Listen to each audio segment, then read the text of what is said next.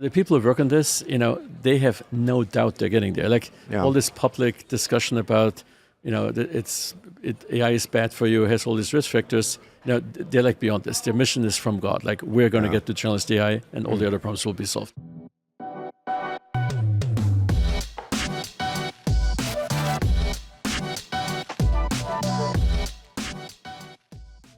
Andy, I am so excited to have you here. Thanks so much for coming.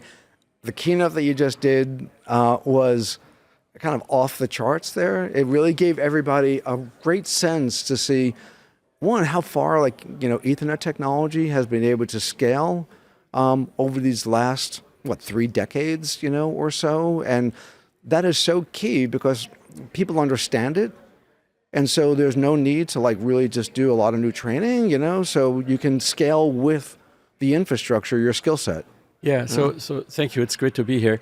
Yeah. The one thing about Ethernet is, technically it's the packet header, right? There's so many bytes here, and there's a series of checks within, and it's that packet header that has prevailed since it was invented in 1984. Now, the Ethernet switches that work well for AI is a whole different breed. And as I mentioned earlier, they have to be purposely designed to optimize that throughput and to get the best results for the application. And what's completely different with AI is the sheer demands in bandwidth, in throughput, in conjunction with the NIC itself to minimize any incast collisions, to schedule the traffic optimally. Because if you don't control these items, it will still work, but it will be really slow because things get serialized or packets get dropped and they have to get retransmitted and so on. So the latest generation of chips, designed by Broadcom and others, really optimize the AI capability for the AI application. And you would not build an AI fabric with the last generation chips. They're just not as good. Right? Yeah. It's amazing to me, as we go from 800 to 1.2 to 3.6, terabits, on the scale of that. So we've kind of really had to almost redefine some of the key attributes around Ethernet, and that was through the Ultra Ethernet, consortium. Mm-hmm. So they have their first spec that just recently came out, and that's really great. What else is happening on kind of a protocol level? I don't want to kind of go deep down to a protocol level, but will TCP/IP kind of survive, this space in the next 5 years? Well, TCP is good for what it always did, but it's not good for AI, to be clear, right? So the contribution of the Ultra Ethernet consortium, which is very significant, is to basically define a standardized transfer protocol that actually is basically hardware-based and guarantees that packets don't get dropped, or if they're dropped, they get retransmitted in hardware. You don't have to pop up the software, because there would be a huge impact in throughput. And it does the perfect load spreading, and it helps with the scheduling. So there's actually almost too many things that went into that spec, and maybe not all of them will get implemented in the first generation. But the efficiency you can achieve with an Ultra Ethernet network, combining the Ultra Ethernet NIC and the switches, is far better than a legacy, ECMP network or dynamic load balancing, because it just does a better job. And when things collide, things slow down. There's no way around it. Right? Oh, it's not even just slowing down. It's the cost is could be devastating on training. Yeah, even RDMA. People think RDMA is that great today, Rocky and so on. But if there's a failure, you retransmit that whole batch of megabytes. It's not efficient. Yeah. You don't want to retransmit data, that's arrived and that's okay. So, and again, there was the mechanism for high efficiency DMA transfers in the case of scale up, very low latency shared memory accesses that includes a hardware reliability layer. It was just missing. It wasn't present in the original protocol. Because the assumption was, the packet doesn't arrive, you pop up the software. But you don't want to pop up the software in AI. Yeah. Okay. I want to shift a little bit, because this audience and this community is kind of the large enterprise. So if they're doing kind of AI infrastructure, in the financials or in the pharmaceutical, spaces, some in the kind of personal vehicle transportation spaces as well, their infrastructure might be 10, probably nowhere near 100,000 GPUs. So they're smaller scale, than kind of the scale that you were talking about, kind of the petabit to exabit, scale. but they're all going to have to deploy it at some point in time, you know, and I think we're at it feels like 1995, 1996 to me, you know, where everyone's going to have to start to deploy AI infrastructure. So how do you believe the kind of the vendor community will kind of repackage, you know, and make the infrastructure consumable for like the large enterprise that has constraints around power, space, you know, in their data center? So, and maybe that's kind of like the key thing, you know, it's like, it seems like all the engineering, all the thinking is going to where it should be right now, right? And those are like the 8 large hyperscalers. So how does this kind of translate? How does this go down market, you know, into large enterprise? Well, enterprise is a different size, right? So you can do a lot, you know, these days just with 8 GPUs in the box, quite frankly. The latest version being, you know, 4 or 5 times faster than the version 3 years ago. What used to be a rack is now like one box.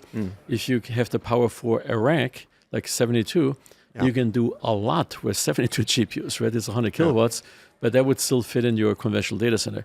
To do training at scale is just a whole different problem, but very, very few people will do this outside of the large cloud, right?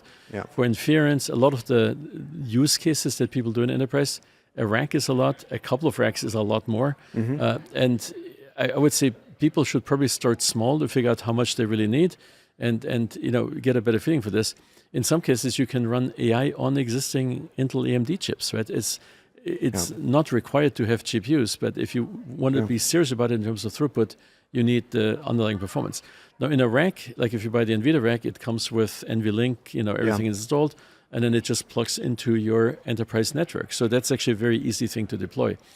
The problems I was talking about is really accrue at the scale of hundreds of thousands and more GPUs. It's just a whole new field. It's like, you know, a colossal at 100,000, now it's about 250,000 GPUs. Crazy. It's like, that's kind of off the charts, you know, like, large enterprises won't build, they don't have a need to kind of do anything like that. You're talking tens of billions in investments, you know, into these very large data centers. Each. So I think, you know, so there's 2 other constraints. So so maybe, okay, there might be some packaging already available, like the 72 kind of node, you know, racks. But also the constraint too is that limited availability of these GPUs, kind of the power requirements that are being, you know, that are maybe not so much the power requirements at, you know, kind of 72, but I think it's mostly around kind of availability, right? So it's like NVIDIA says, what, there's like a 2-year backlog, you know, so it's like... Well, yes and no, meaning they have air-cooled, or not they, meaning their supplier partners build air-cooled systems in all kinds of sizes. You know, Dell has them, HPE has them, other people have them. And, you know, it's really the lead time that vendor has on a product they may have already pipelined in terms of their own ordering process. And I can't speak to that because I'm not familiar, we're not buying this ourselves. But there are, you know, air-cooled systems that are much easier to play than a liquid-cooled thing. If you go with a liquid-cooled rack, in an air-cooled data center, you need an inverse heat exchanger that takes the liquid and puts it back to air. And they exist as well, but they make a whole bunch of noise. They're very power, area density, thermal intensive. And you have to like really think through whether that works with your existing air conditioning. So it's actually easier to stay air-cooled in a conventional enterprise data center. And there's a version, I think, of the rack that's 36 nodes instead of 72 that is air-cooled. And that may be a much better choice than the 72. Yeah, okay.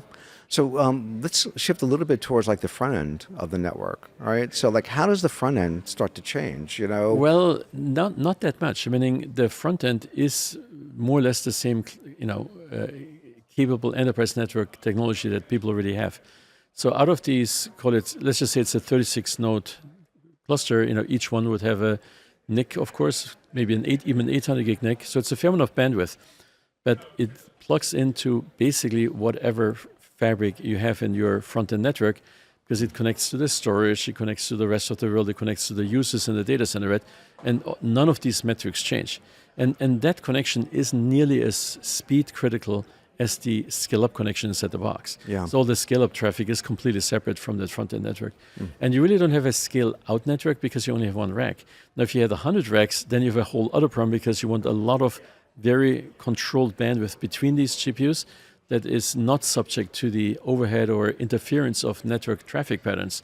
The reason you want to separate these things is that, you know, slowing down your scale up or scale out training session is very expensive. So you don't want to mix other data types or the network traffic over that same network. It doesn't make any sense. You keep your front-end network front-end, the scaler is dedicated, and the scale-up is dedicated. It's the only thing that scales, right? Yeah, well, actually, that makes a lot more sense. I think where some folks are starting to kind of be concerned about is that this is going to be a hybrid world, meaning that like the workloads are going to be both on-prem and also off-prem. And within this community, IP leakage is a real concern, and security is a real concern. So there's going to be a lot more on-prem, but you're also going to be needing to go out into the cloud. Like some of your developers are going to actually be doing IP workloads, whether that's in Gemini or whether that's in OpenAI or Azure or what have you. And then the traffic patterns there are kind of odd and weird. It's like there's a lot of more unpredictability, in those traffic profiles. The latency requirements are really strict. The processing requirements are also different. And some are experiencing it's almost like inverting what we would normally expect networking to do there. So it's like, I think the structure of the front end stays the same, but the inside traffic seems to be going through a transformation right now as well. I mean, it's a whole bunch of topics here, but I want to comment on a couple of things. Okay. So, the best and really the well-known cloud service providers do a really good job on security. So I don't think people should need to worry about having the data, in one of the top-tier companies in the cloud. I'm not talking about using their public ChatGPT things. I'm talking about renting GPUs by the hour, right? Yeah. And the advantage of renting is it's almost certainly cheaper unless you keep your GPUs busy 24/7. So if you have a use case where you run these things continuously, either in terms of training or modeling and so on, it's cheaper to own than rent. But if you use your own GPUs only, 30% of the time, it's actually cheaper to rent than to own. Yeah. And of course you can combine it, right? You can have certain clusters locally and run the same workloads at Microsoft or Amazon or whatever, and compare, right? And people will compete on cost efficiency. In the end, what you will see is the quality of the network infrastructure, because it's part of the speed, right? And there will be differences. So there's room for, performance evaluation. But the number of people who really can justify doing it locally are people who either really want to hang out the data, that never leaves the building kind of people. Yeah. And there's some that have that requirement. Or you really do high performance compute, you run it 24/7, and then it's always cheaper to own. Yeah. Yeah, no, I think that makes a lot of sense. I think where the concern is around IP leakage. So you do a lot of software development, and if you're doing that software development, the code development within some public AI service, then how much of that code can all of a sudden, be utilized by, I don't think that's the issue. The issue is when you use a language model from somebody else, right? Yeah. Let's say you use ChatGPT, your queries become part of their new training, right? Right. Now, if you buy Google Gemini, the enterprise version, they at least guarantee you they don't use your data for training, but who knows, right? So there is this dependency. If you use a search word that gives you tokens, that they may learn from your queries what the future is, right? Yeah. And that's of course a problem. Yeah. But there will be other people who will guarantee you can use the model and they don't learn, but you have to evaluate that promise, in terms of what is the level of security that there's no leakage. If you rent your own cycles, there's no leakage. I'm with you on that. Okay, all right, great. But traffic patterns and changing thereof, it's like you guys your business in the campus has been exploding. So are you seeing any differences in how people are designing campus networks? Yeah, not so much. Meaning the campus is really tied to new buildings, Wi-Fi upgrades, version 6 going to version 7.